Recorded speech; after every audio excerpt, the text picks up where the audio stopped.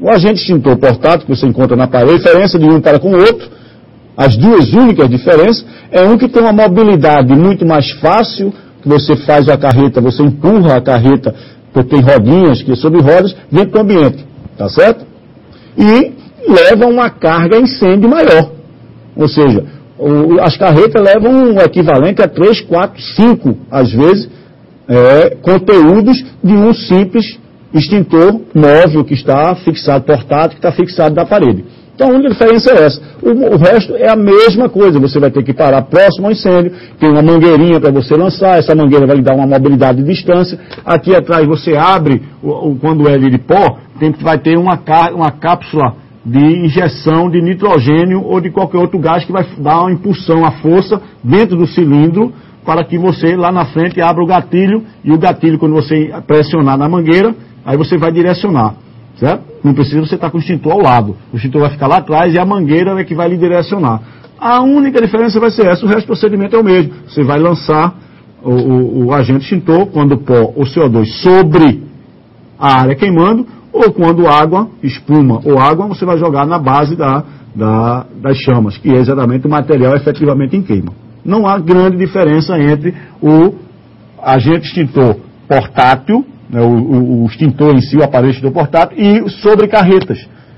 A grande diferença, na operação não há nenhuma, só que você tem uma maior mobilidade com a carreta e tem um maior volume de unidades de extintora para você carregar. E naturalmente você vai combater um incêndio de maior volume. Você tem uma carga, vai ter um tempo maior para você combater. Tá? Mas a aproximação é a mesma, usa-se a favor do vento, tá? Todas essas coisas que nós aprendemos até agora é aplicado para a carreta. Ok? Alguma dúvida? Não temos nenhuma dúvida. Então vamos lá. Vamos agora saber, olha, em apenas 20 minutos de aula, nós já estamos na metade da aula. Né? Quase na metade da aula. Vamos agora combater incêndios com mangueira. Aprender a combater incêndios com mangueira. Ok? Então vamos lá. O combate a incêndio à mangueira vai necessitar que você tenha no mínimo 2 pessoas para operar essa mangueira. Que é um que vai fazer com que dê condições para o chefe de linha ou aquele que vai lançar a chama, que tem a técnica de como lançar o jato de água sobre as chamas, né, ter mobilidade. E o outro vai só conduzindo a mangueira atrás. Ele vai dando mobilidade, facilitando com que a pessoa que vai combater, o chefe da linha, vai combater o incêndio. Então, são necessárias no mínimo 2 pessoas para manusear a mangueira de um hidrante. A mangueira deve ser acondicionada na caixa do hidrante, normalmente nós já vimos isso, dentro da caixa do hidrante, em função do espaço disponível para manuseá-la. Ok? A fim de facilitar, claro, sua montagem para o combate a incêndio. Normalmente você vai ter que montar a linha, né, a partir do hidrante. Então, no hidrante você acopla lá com o munhão, que é a ponta da mangueira, na boca de expulsão do hidrante, e você vai ter tantas linhas de mangueiras quanto você necessitar para atingir, né, através do esguicho, o jato ao alcance do fogo. Então, é importante não esquecer que as mangueiras industriais e comerciais, elas variam de até mangueira de 20 metros, né? Teve de 15 e 20 metros. As mangueiras para combate a incêndio por bombeiros profissionais, elas têm uns tamanhos maiores, que são até encomendados. Então você vai encontrar, na sua grande maioria, mangueiras de 15, de 20 e de 25 metros, de 25 metros nas indústrias.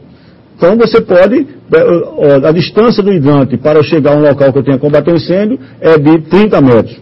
Tá? Eu preciso ter uma mangueira de 15.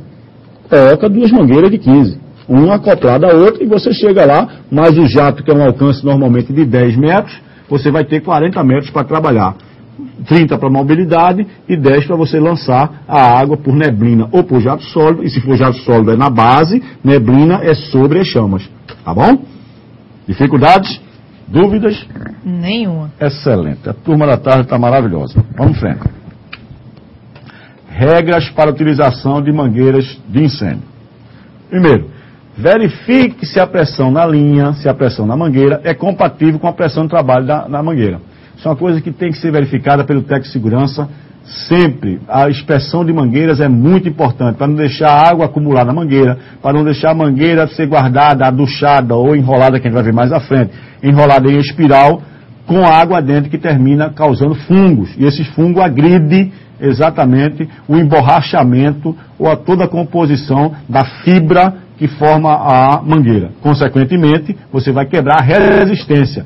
E essa resistência sendo quebrada, a mangueira sendo fragilizada, as pressões que foram dimensionadas no projeto vão continuar as mesmas porque vem das bombas. Mas se a mangueira, que foi também dimensionada para suportar aquela pressão, estiver avariada, estiver com a sua resistência quebrada, isso que vai acontecer é que a mangueira vai romper naquele ponto que houve avaria. Principalmente quando a gente arrasta a mangueira seca. A mangueira sob pressão, quando você vai ter que fazer a mobilidade dela e vai arrastar sobre o solo, ela vai ter menos abrasão do que a mangueira seca. Consequentemente, vai ser menos estragada. Consequentemente, a mangueira vai sofrer menos os efeitos do atrito no solo. Então, as mangueiras secas, quando arrastadas, elas têm uma probabilidade de ter uma avaria maior do que as mangueiras quando estão cheias e sob pressão, tá? Por conta do espaço de contato com o solo e o atrito consequentemente, ok? Então, vamos lá. Verifique se a pressão da linha é compatível com a pressão de trabalho da mangueira. A pressão de trabalho é normalmente aquela pressão de bomba, de norma. E aí você encontra no projeto facilmente, tranquilamente para ver isso, tá? Não é coisa assim que no momento do combate incêndio você tem, qual é a pressão de trabalho que a gente vai ter que usar essa mangueira, preocupado com isso. Não, isso é de só menos importância no momento do combate. Mas é de suma importância antes, para você trabalhar aqui, o técnico de segurança do trabalho trabalhar sabendo que aquela mangueira foi construída, está naquele momento ali compatível com a pressão que foi feita de norma, tá? Isso naturalmente ele deve ter na sua mesa de trabalho. E para verificar sempre. Seguir as instruções contidas na norma NBR 12779, que é uma norma que vocês precisam, eu vou postar ela no para conhecerem sobre as inspeções, a manutenção e os cuidados com as mangueiras de incêndio. É importantíssimo ter essas normas, como as anteriores que a gente mostrou, a 12476, a NBR 23, a NBR 26, a NBR 06, todas essas aí, um bom técnico de segurança sempre tem lá na sua pastinha, né, debaixo do braço, consultando sempre, estudando sempre, atualizando-se sempre. Um bom técnico de segurança tem que ter isso na cabeça, ok? Então, a mangueira de incêndio deve ser utilizada por pessoal treinado, isso é óbvio. Tá? Isso é um óbvio, como chama um antigo professor meu, ululante. Né? Ninguém pode imaginar uma mangueira sendo manuseada por uma pessoa que não saiba manusear uma mangueira.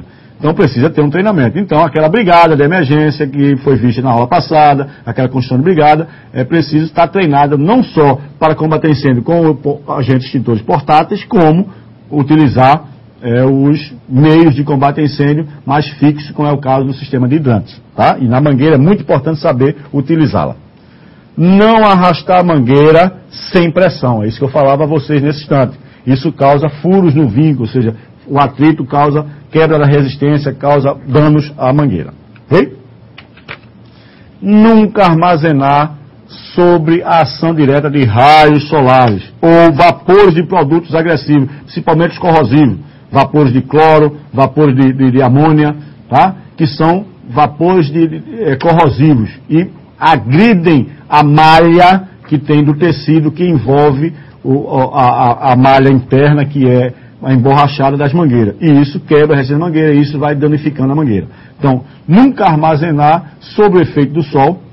Normalmente a gente coloca a mangueira para secar numa posição vertical, estende, eu chamo de varal de mangueira. Sempre você encontra nos bombeiros profissionais, você encontra os varais de mangueira, que é normalmente um pórtico muito alto, um pórtico de uma altura de 10 metros, pelo menos.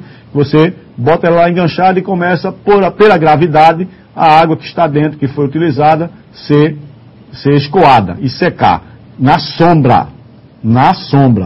No sol sempre é. Depois que secar, alguns bombeiros, quando estão bonzinho do dinheiro, quando tem um recurso melhor, normalmente se encontra na Europa, aqui no Brasil a gente encontra muito pouco esse tipo de atividade, jogam dentro da mangueira um pó, que é um pó neutro, que ele mantém a abrasão, reduz a possibilidade da umidade. Então quebra a umidade interna, aí conserva por mais tempo as mangueiras.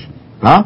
E aí depois disso, passa-se a fazer o armazenamento da mangueira, enrolar a mangueira, que tem duas formas, aliás, tem três formas de enrolar a mangueira. Tá? seja a espiral, que a gente vai ver daqui a pouco, seja a aduchada, ou seja a zigue-zague.